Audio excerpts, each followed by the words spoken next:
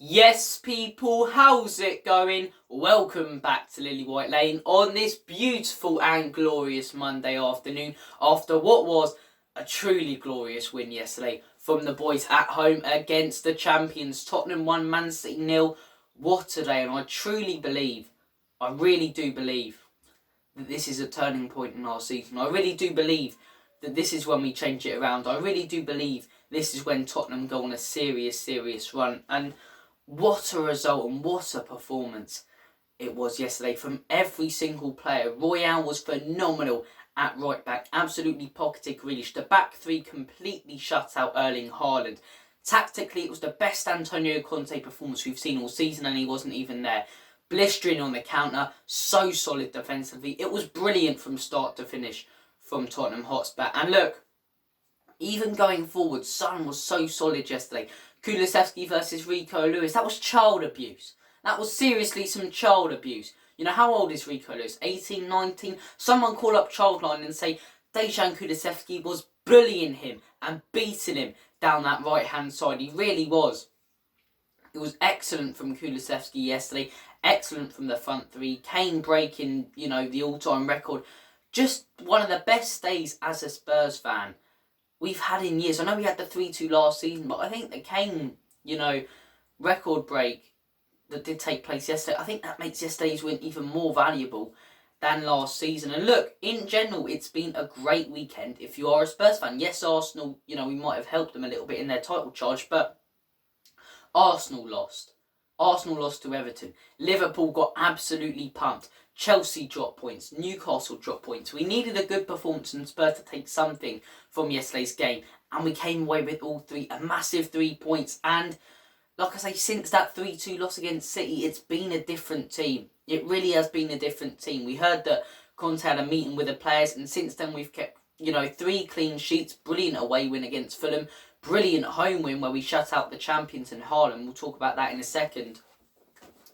And a comfortable 3-0 away win in the FA Cup. And look, I think now, as a Spurs fan, I'm so glad that run is sort of over. We looked at it after that Villa game, we go, okay, this is not an easy run. This is not going to be an easy run in. We've got Crystal Palace away, then we've got Arsenal, who are top of the league and flying, then we've got Manchester City, then Fulham away, then Manchester City again. And we looked at those fixtures, and look, looking back on it, we probably should have taken or could have taken a few more points from all those fixtures. But I'm just glad it's over. I'm glad that run's over. And we end it well. We end it with a big away win against a very, very decent Fulham side, which completely shut out Chelsea with all their new signings the other night. And yesterday's win, which was just excellent. Absolutely excellent. Conte got it tactically spot on. And like I say, it's hard choosing man of the match. Do you go Højbjerg? Do you go Royale? Do you go Kulusevski? There was so many great performances. Even Bentancur hasn't been talked about enough because of how good Højbjerg was in the midfield, Every player did their job yesterday and every player contributed to a historic win in a historic moment in Harry Kane scoring that record-breaking goal, which was phenomenal. The post-match interview and Jimmy Greaves as well, their family congratulating Kane. And even that phone call, it was so cool. So cool. Gets that phone call from Conte and you just hear Conte in Italian because he's over in Italy. He goes, "Oh, you make me very, very proud." And I think he speaks for every Spurs fan. I really do. Harry Kane gets so much disrespect for such a quality, incredible player, one of the best that this country's ever produced. And us Spurs fans always stick by him. We really do. And look, yesterday, it was just a historic moment. You felt like you were witnessing history because you were. That's a moment that we talked about for years and years. I'm not sure anyone will break that record. Heck, Greaves became our all-time top goal scorer, I believe, in the 60s and early 70s, Will it be like another 50 years before someone breaks Kane's record? If that's even possible. Especially with loyalty now in football for quality players becoming non-existent. But look, absolutely excellent. He also broke a Premier League record, 200 plus goals. What a day it was. And it's just great to feel so positive about the club. And we know as football fans you get ups and downs in a season, ups and downs in general as a football fan. The low points and the high points. And we've had a lot of low points in this season. We started the season so well, the performances weren't coming in. And say since we lost 2-0 to Manchester United, it's just been very poor since then. Lost to Villa, due to Brentford. Lost to Liverpool, one of the worst Liverpool teams I've seen in a long time. Lost to Arsenal, a couple of times. It's just been really negative since that United loss. And I really do feel like that Fulham win was a turning point. And especially yesterday was a massive turning point in our season. You look at our next 3 fixtures, right? Leicester away. I know they won 4-2 on Saturday against Villa, but they're a mediocre side. We should be winning that. West Ham at home. West Ham are having a crap season. I know they just drew at Newcastle and they're stepping it up slightly more, but they're having a terrible season. You're looking at those two going 6 points minimum, and we should get 6 points. And I believe we play anything like we did against Manchester City, we'll score 4 or 5 in those games.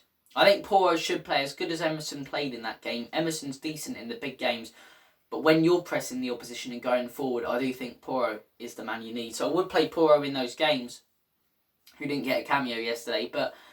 And then you're looking at Chelsea at home, and I'm looking forward to that game. I really am. I'm hoping that Chelsea don't step up or maybe get a couple of scrappy wins here and there, and we head into that game. And that's, honestly, that'll be the most confident I felt if we win our next 2 games, that we can beat Chelsea in years. Away at Stamford Bridge earlier in this season, I thought we may have beaten them, but there was a part of me still going at Stamford Bridge, take a point, and we got that point. If we can beat Chelsea, take 4 points from them this season, it'd just be excellent. It'd be excellent to shut them up. It really would. Really would. But look, very positive weekend from a Premier League table perspective. We go 1 point off Fulham. But I want to talk about Manchester City, and I've come up with this little analogy. A lot of people saying, is Haaland the right fit for Manchester City, this, that. I'm going to give my take on it. Here's my analogy, right? The Beatles and Freddie Mercury. People are going to be like, what the bloody hell are you talking about? Why are you bringing this into a football and Spurs video? Hear me out. The Beatles are a great band. Or were a great band, the Beatles. Versatile, so many different songs, different pieces of music. Everyone contributes to making that sound that we hear and love as fans. If you are a fan of the Beatles, I don't know, you might like something else. Let's say the Beatles brought in Freddie Mercury. There's no doubt about it, Freddie Mercury is an incredible singer. An absolutely incredible singer, one of the best singers ever. But if he joined the Beatles wouldn't be as good because they'd have to change their rhythm. They'd have to change the way they play. And this is my point with Erling Haaland and Manchester City. Manchester City were better without Erling Haaland because they were so versatile and had so many different ways of playing. But with Erling Haaland, they're so one-dimensional. It's just spot Haaland's run, find the balls to Haaland. And as much as individually he's having a great season, he's forcing City, which has been this dominant, incredible team for the last few years, to play a different way. And that's my perspective on it. That's my little analogy on that, on Erling Haaland.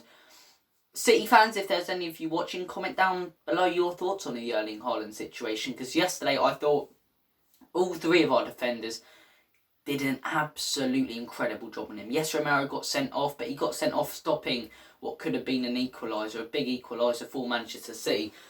But there were some brilliant bits of defending. Every single cross, and I haven't seen many Spurs fans talk about this, every single cross that went into the box was cleared away by Dyer, Davies or Romero. Every single one. Not one of Manchester City's crosses ended up in a header or a chance. Compared to the game 2 weeks ago, and straight away you can see improvements. You look at some of the goals they got the other week. The first one came from a corner. The second one, was a header and bad defending. Yesterday they won absolutely nothing in the air. Erling Haaland had Romero immediately on him. If he beat Romero, Dyer and Davies go straight at him. I thought our back 3 yesterday was absolutely incredible. And I know we're missing Romero, but we're not missing him for an Arsenal or the Chelsea game. He'll be back for Chelsea, and I'm confident that Sanchez could do a job. I know it was Preston, but he played quite well in that game. And we'll see what happens. It's just, it feels so good to feel positive about the club. It really does, and I truly believe that yesterday was a turning point in our season. Thank you for watching this video. Make sure, if you haven't already, to smash that subscribe button. Comment down below your thoughts on the game. Take care of yourselves. God bless. All the best. And as always, up the Spurs, in Conte we trust, Enoch, and leave